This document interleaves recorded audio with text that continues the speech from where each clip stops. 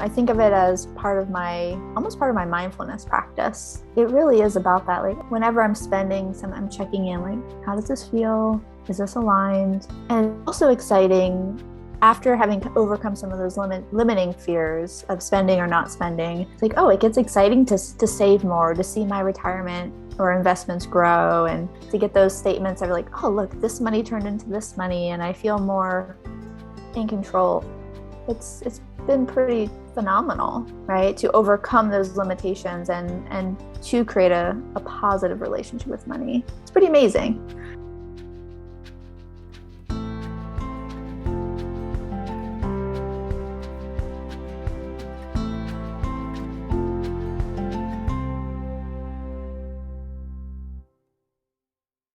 Welcome to the Money Skills for Therapists podcast, where we answer this question: how can therapists and health practitioners go from money shame and confusion to feeling calm and confident about their finances and get money really working for them in both their private practice and their lives?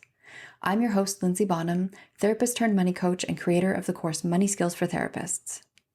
Hello, and welcome back to season 2 of the Money Skills for Therapists podcast. I am so excited to be starting off the second season of the podcast. It has been so much fun putting this podcast out into the world. We had a break over the holidays, and my team and I actually had a break. We took 2 full weeks off. We just shut everything down, shut down the company for 2 weeks, and let students in the course have a break too, which I'm hoping they really used. I think when we're working on things like money, it's easy to feel like you need to work on it all the time and to almost try to make up for all that lost time. And it's so valuable to also sometimes just take a break and rest and integrate and let yourself enjoy life. And that lets us actually be fresher when we come back to build skills and do new things in the new year. So I'm definitely feeling a little bit of that New Year's energy coming into season 2. And today's episode is brought to you by Setting Enough Aside for Taxes workshop. So this is an in-depth workshop that I have. I'll put the link in the show notes. It's a 45-minute workshop getting into the mindset and a very practical how-to of actually setting aside enough for taxes so that it's not hanging over your head. We are coming into a new financial year, which is a chance for you to do things differently this year around money, and getting clear on your tax amount and setting up a system to put aside your tax money as you go is doing your future self a huge favor. It's an amazing gift to give yourself. So the Setting Enough Aside for Taxes in 5 Simple Steps workshop is linked in the show notes. So today's episode is with April Snow. April is one of my, I would say, therapist consultant buddies. I had the pleasure of meeting her a few years ago when we were both just kind of starting off into our side hustles at the time, now really much more our full hustles. And she is a licensed psychotherapist, author, and consultant in California who supports highly sensitive therapists from around the world to have more sustainable practices by embracing their sensitive strengths and thinking outside the box. She has a huge amount of resources that she has created. She has a Facebook group. We're going to put all the links into the show notes and talk about them at the end of the episode. But April is just a treasure trove of information and resources for highly sensitive people, and specifically highly sensitive therapists. In fact, before her, I didn't have the language to describe who I am. I used to call myself a sensitive plant, which was a little bit of like a gentle derogatory term for myself about my sensitivity. And it wasn't until I met April that I actually learned about high sensitivity and highly sensitive people and those traits. And it's certainly been a gift to me to learn about those traits and how they work in my own life and give myself permission to build a practice and a business that suit who I am. So if you have any curiosity about high sensitivity, definitely check out April. In this episode, she shares about her own journey of going from growing up with very little money to being able to embrace money and be with money. She talks about the road through avoidance, which I think is a place that so many of us are familiar with. And in this episode, more than any of the episodes so far, we really dig into budgeting. So if the thought of budgeting makes you feel sick to your stomach, if you're already thinking about turning off this episode because you're like, no, not budgeting, I really encourage you to settle in for this episode. We get to budgeting in a very natural way, and April just has such beautiful framing around it, and we really dig into much more positive ways to relate to budgeting that have nothing to do with scarcity and shutting out possibility in your life. Actually, quite the opposite. And we also dig into the importance of who you surround yourself with, which I think, especially as highly sensitive people, is really important. She gives lots of great tips on how to shift your relationship to money, which are going to be especially relevant to the sensitive among us, but certainly to everybody else too. April is so compassionate and gentle and thoughtful and brings so much of that to this conversation about money. Enjoy.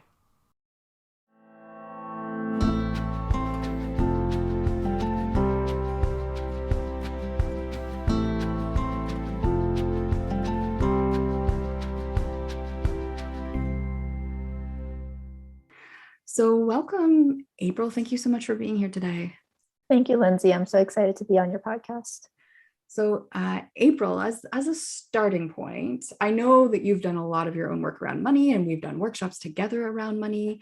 So I'm curious for you, how did you know that your relationship with money needed to change? Yeah, it wasn't actually that long ago where I realized that I was avoiding looking at my finances. So I have a monthly date on my calendar. I have for several years now. Before it was more informal, but when I started owning two businesses now, it needed to be more structured. But there was a point where I noticed that I was avoiding that meeting. I would put it off for a week, 2 weeks. Sometimes I might try to skip it. And as you can imagine, when you're not looking at your finances, things start to get out of control. So spending was starting to balloon, and I started realizing, okay, I'm spending more than I'm earning, and it was showing up in my personal and professional life. So that was a big moment of awareness where like, okay, I need to get back on track here. Let's really look at what money's coming in and what money's going out and being more intentional with that. Right.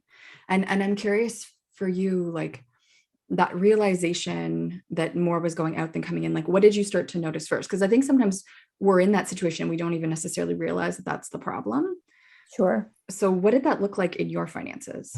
Yeah, so I would say twofold. So professionally, it was okay, the amount of money that I have to pay myself, because I have a set number that I want to pay myself every month, right? Yes. After taxes and I have other expenses I set aside for. So that number was starting to dwindle quite a bit.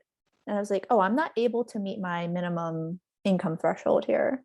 Okay, something is going wrong. And then personally realizing, okay, I'm pulling from savings, or there's not as much buffer in checking as I would feel comfortable with. So those are two very tangible signs. Okay, money management is not happening. Yes. Right? Yes. Well, Yeah. and something that I want to give you, I don't know if it's that I want to give you props, but recognize is like, because you had that paycheck amount you set for yourself, that helped the alarm bells go off. Because I think a lot of therapists don't have that. It's true. You're just saying what's left for me. Yes.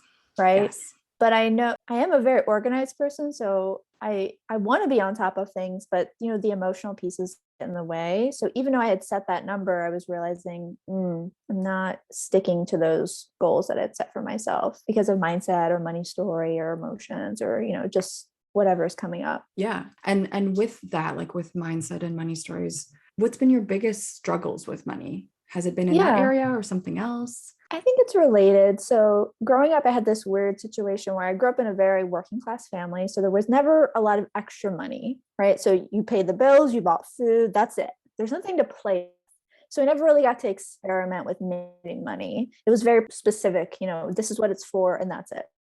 And then I also had a grandmother who was of a different financial bracket and she was an accountant. So she just took over all of our tax management at the end of the year.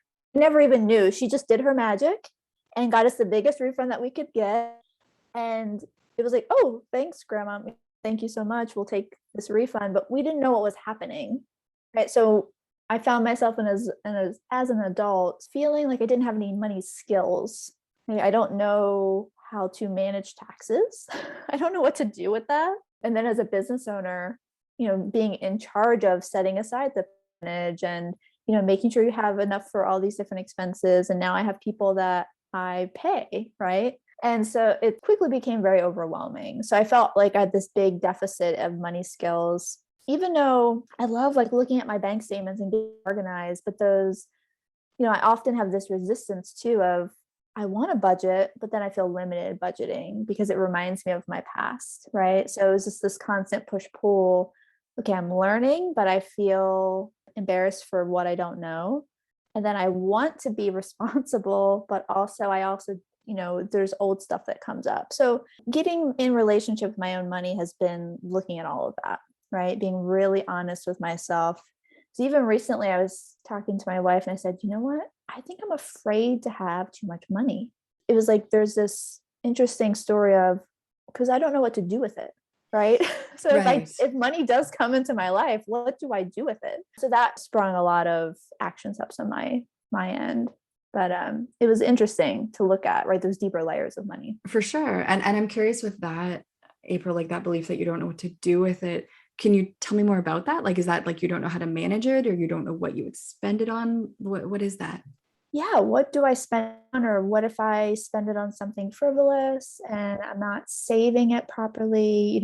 I've since started working with quite a few financial professionals in, taxes and retirement and investments. But before that, I'm like, I don't know what to do with this money to make it work for me. Right. Right. So what if I waste it away or it just sits there and it doesn't earn any interest? There's just a lot of barriers for me around earning more and more. So I noticed that was a very limiting mindset for me. Yeah, for sure.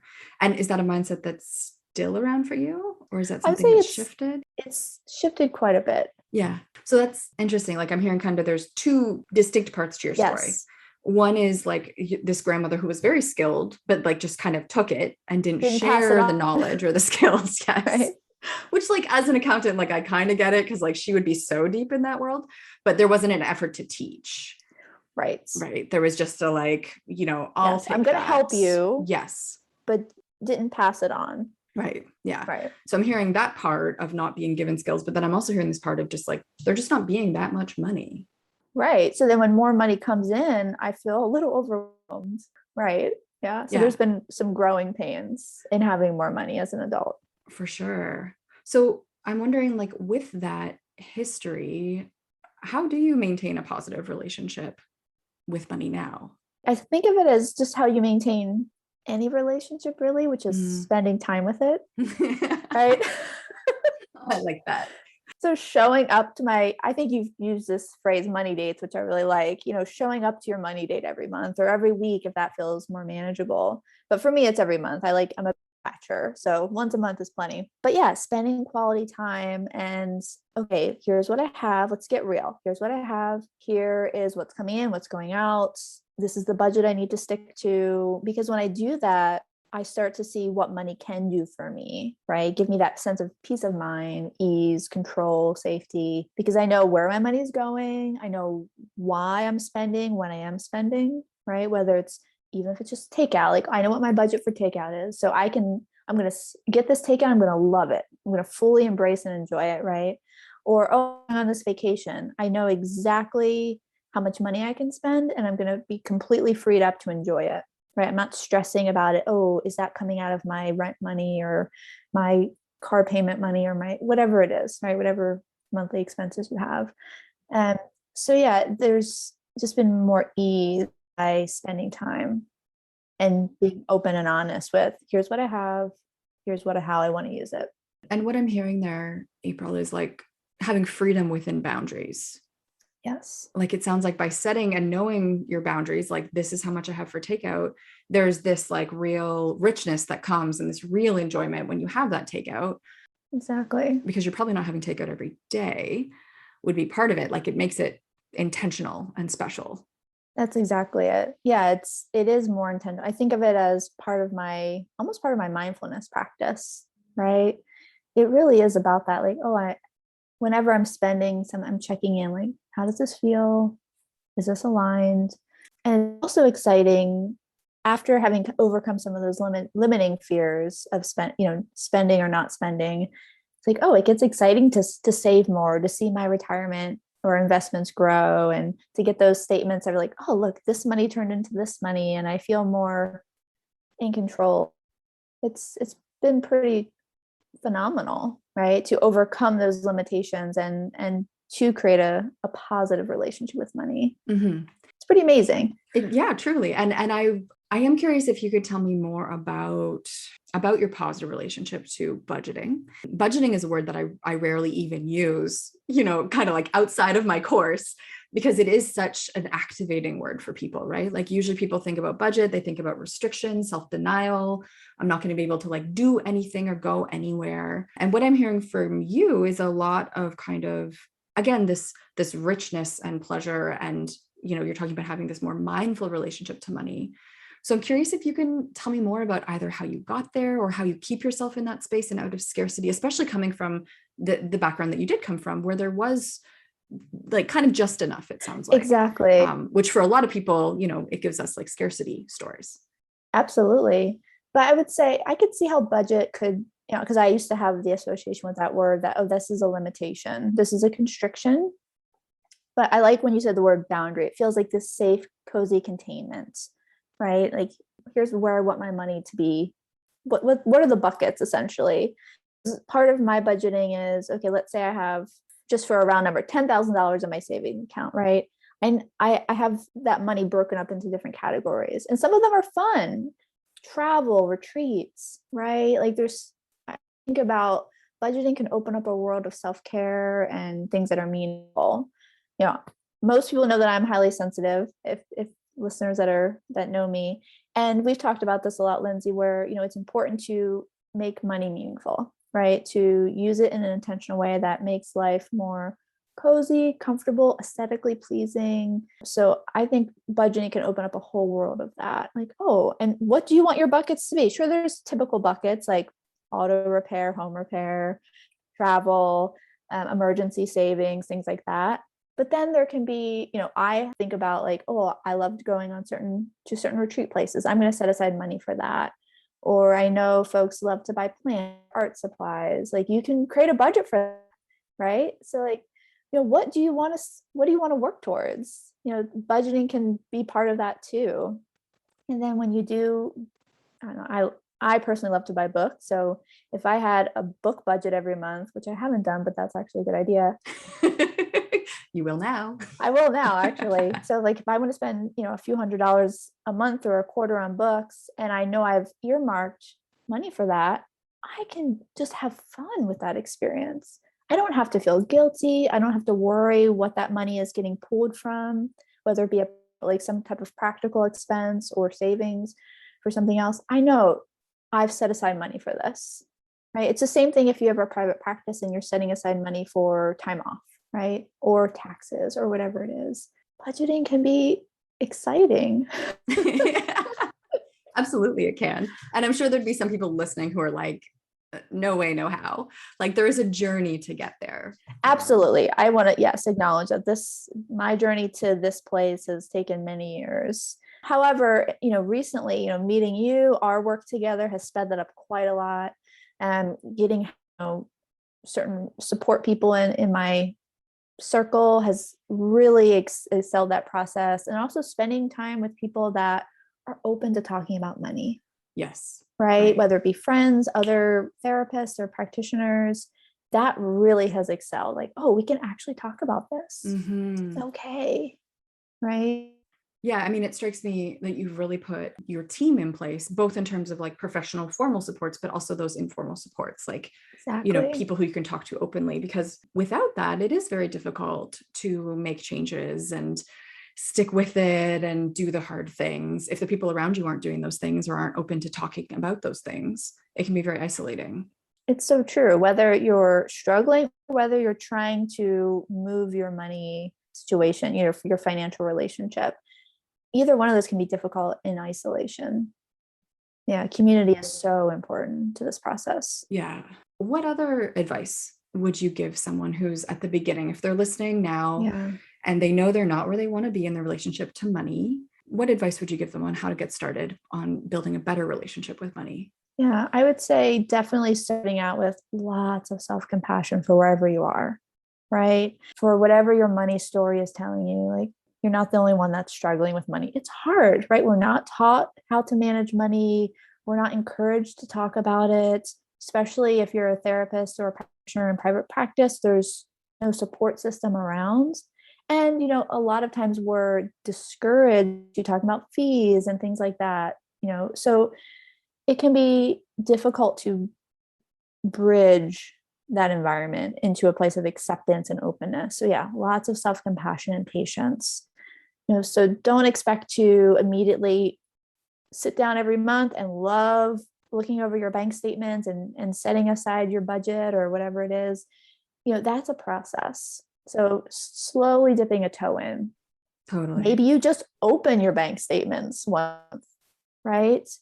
Or maybe you start saving $5 a month, whatever it is. Start really slow in all the different layers of the process. And it will get easier over time. It's just, just like with anything, you're building that familiarity in that relationship.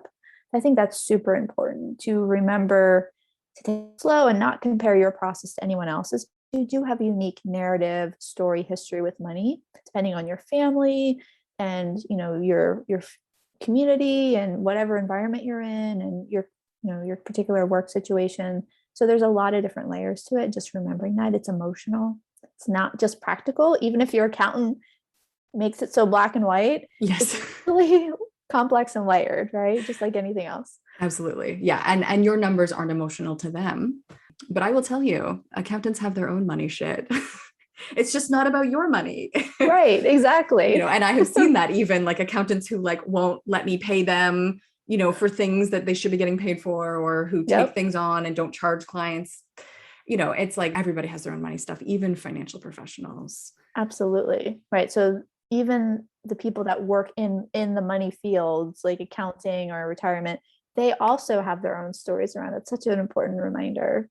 And to make sure you lean on them, just like a therapist is doing their own work, right? Your accountant is going to be doing their work as well. So no one's going to have it completely together, but they can still help you.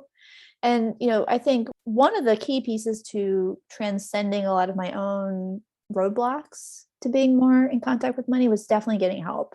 For so long, I felt behind. I was embarrassed about the state of my money.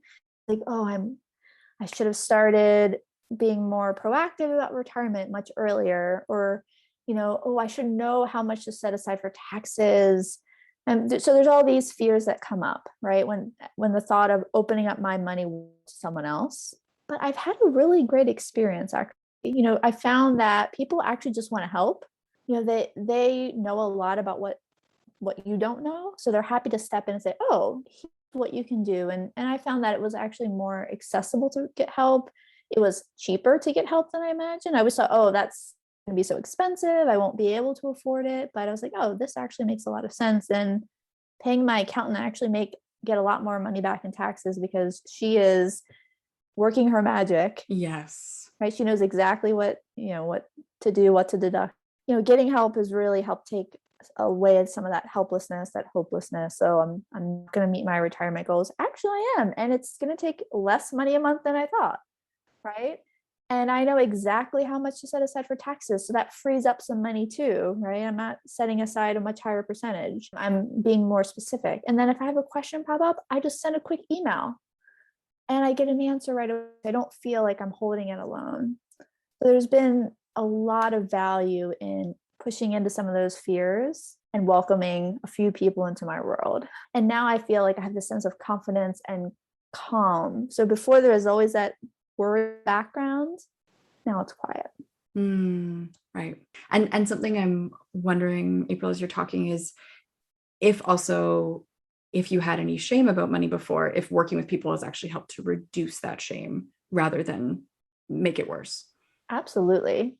The fear was that I would feel more shame. Yeah. But I feel a lot less actually, because the people that, myself and my wife have worked with, they were, oh, this is where you're at. This is where you want to go. Let me just fill in the gaps for you. It was very practical, right? We weren't worrying about how I got here or why I didn't save more earlier. They were just like, okay. It was like, we're just going to help you meet your goals. That's it. There was no judgment or shaming. It was a big relief. I was like, oh, I don't have to hold this anymore all by myself. And I know what I need to do now. Yeah. And I think that's always the lie that shame tells us, right? Which is that it's only us and that people are going to judge us. And I think financial professionals, mind you, finding the right one for you, because they're not all That's going to be right. for you. That's exactly They're right. not all going to talk in a way that you can understand. Or so, that's part of it, right? Is finding the right fit. Yes. And I It's know just like therapy. I was going to say that. Find the Yes. right fits, Yes. right? Do your interviewing and yeah. And even for myself, I found like sometimes I work with an accountant for a while and then I'm like, you're not really meeting our needs anymore. And then you have to find somebody else. And just like finding a therapist, sometimes it doesn't happen the first or second try. Sometimes you do have to try somebody for a little bit and realize, no, we're not really a fit. But, thinking about those financial professionals' experiences of us, I think they probably experience us very much in the way that we experience our counseling clients, which is like when somebody comes to us, we're drawing on our skills. We're not like judging or worrying about how they got here. We're just like listening to where they are and we're trying to help them get to where they want to go. That's all. Exactly. There's nothing more there. That's right. We're just joining, right? We're creating a safe space. We're guiding. And that's exactly what they're doing too. So April, if people want to hear more from you, where would be the best social media place for them to come join you and get into your world? Sure. So you can join me on Instagram, Sensitive Therapist. I also have a Facebook group for highly sensitive therapists, which I think you'll include in the show notes. Yes, all these links will be in the show notes. Perfect. And then is there any offer that you have, any kind of like freebie or anything that people could get from you? Sure. Yeah. If you go to my website, aprilsnowconsulting.com, you can sign up for my sustainable practice checklist. That's free. Offers some tips for sensitive therapists to find more balance. Also, I have offering 20% off my sustainable schedule course, Burnout. So you can use the code MONEY to get 20% off that. Nice. April, you had mentioned how having me in your world has helped you with money stuff. And I will say having you in my world has helped me immensely with, sensitivity stuff and like both identifying that I do have highly sensitive traits, which I didn't know existed before I met you a few years ago, but also with taking that seriously in how I run my businesses and set my schedule and accepting, things about myself that maybe I didn't want to accept before, comparing myself to the wrong people before. So if people listening, if the term highly sensitive, if you don't know what it means, if you have any curiosity, check out April, because she has so many great resources for those of us who can't see 30 clients a week and can't just go all the time. There's lots of great ways to run your business as a sensitive person. Absolutely. And make the money that you need to make. Absolutely. Yes. Well, thank you so much, April, for joining me today. It's been so nice talking to you. Thank you, Lindsay. It's been a pleasure.